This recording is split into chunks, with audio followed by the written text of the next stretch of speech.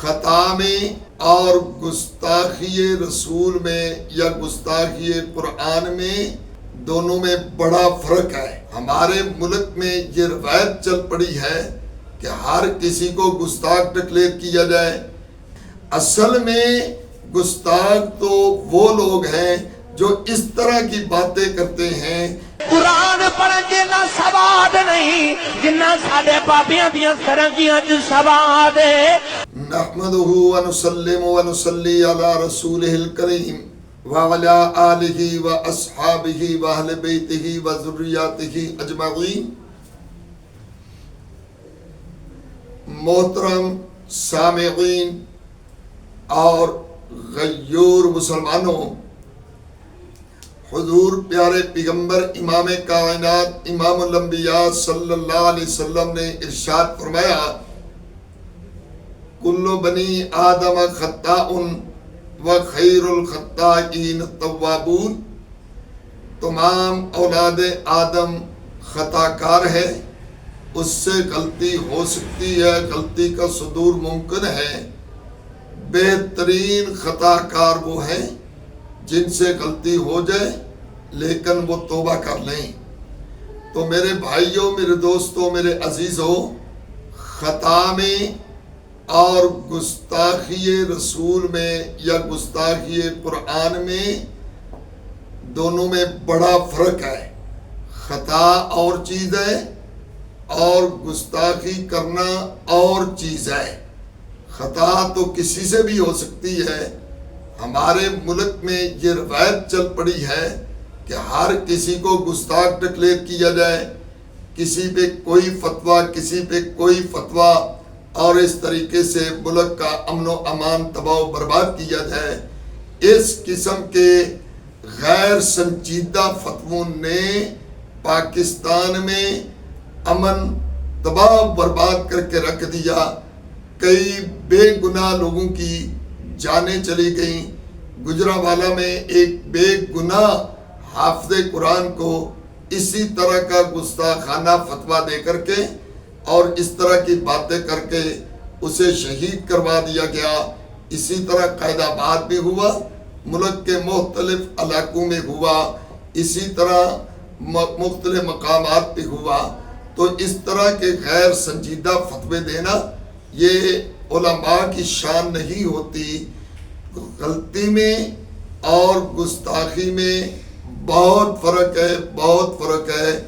تو میرے بھائیوں، دوستوں، عزیزوں، رسول اللہ صلی اللہ علیہ وسلم کے فرمان کے مطابق ہر آدمی سے خطا ہو سکتی ہے، اولاد آدم سے خطا کا صدور ممکن ہے، اور توبہ کرنے سے وہ خطا معاف ہو جاتی ہے۔ اسی طرح ہمارے اس ملک میں ایک عظیم مذہبی سکالر اور بہت ہی معروف، جن کی ساری زندگی قرآن پڑھتے اور قرآن پڑھاتے ہوئے گزری، توحید و سنت کا کام کرتے ہوئے گزری، جن کا اٹھنا بیٹھنا چلنا پھرنا آنا جانا سونا اٹھنا یا سب سنت رسول اللہ کے مطابق ہے، ان سے ایک ساون غلطی ہو گئی جس کا انہوں نے اعتراف بھی کیا اور اللہ سے بھی معافی مانگی، اور انہوں نے برملا اعتراف کیا کہ یہ ان سے غلطی ہوئی ہے، ان کا یہ مقصد نہیں تھا، بالکل قطعاً توہین قرآن کا کوئی مقصد نہیں تھا۔ اور جس تقریر میں ان سے یہ الفاظ ادا ہوئے، وہ تقریر بھی اعجاز قرآن کے متعلق تھی، وہ تقریر بھی قرآن کی حفاظت کے متعلق تھی کہ قرآن پاک محفوظ ہے، اس میں کوئی تبدیلی نہیں کر سکتا۔ الفاظ کی ادائیگی میں ایک غلطی ہو گئی جس کی انہوں نے معذرت بھی کی اور اللہ سے معافی بھی مانگی، توبہ بھی کی۔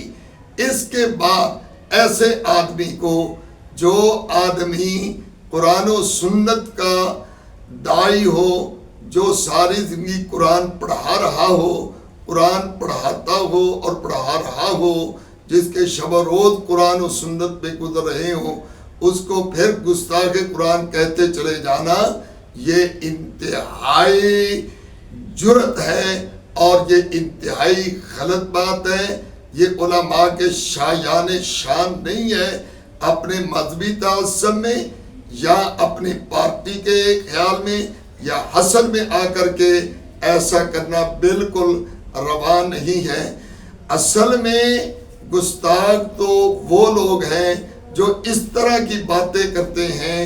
مولوی رب کعبہ دی قسم ہے، تو تے قرآن پڑھ پڑھ کے نبی دی امت نو مشرک بنائی جانا ہے، نبی دی امت نو بدعتی بنائی جانا ہے۔ تیرے قرآن پڑھن جنا سواد نہیں جنہ ساڈے بابیاں دیاں سرنگیاں چ سواد ہے۔ تو قرآن پڑھ کے مومناں نو مشرک بنائی جانا ہے، ساڈے بابے ڈھولکیاں بجا کے مومن بنائی جاندے۔ کہ قرآن پڑھنے میں اتنا مزہ نہیں آتا، اس میں اتنا سواد نہیں جتنا بابوں کی ڈھولکیوں میں، ان کی سرنگیوں میں سواد ہے، مزہ ہے۔ یہ اصل میں توہین قرآن ہے۔ اس طرح کی باتیں کرنے والے لوگ وہ اصل میں قابل سزا ہیں، اور ان کے بارے میں یہ بات کی جائے کہ وہ قرآن پر ڈھولکیوں کو، سرنگیوں کو ترجیح دیتے ہیں۔ جو آدمی دنے بھی قرآن پڑھے، رات بھی قرآن پڑھے، سفر میں بھی قرآن پڑھے، حضر میں بھی قرآن پڑھے، وہ کبھی بھی گستاخ قرآن ہو سکتا نہیں۔ لہذا ایسی باتوں سے پرہیز کرنا چاہیے، اور ایسی باتوں کو جس سے غلطی ہو جائے وہ اعتراف بھی کر لے تو بالکل اس کو ایشو نہیں بنانا چاہیے۔ ہم سب کو غور و فکر کرنا چاہیے، اور ہم سب نے اللہ کے ہاں جواب دہ ہونا ہے۔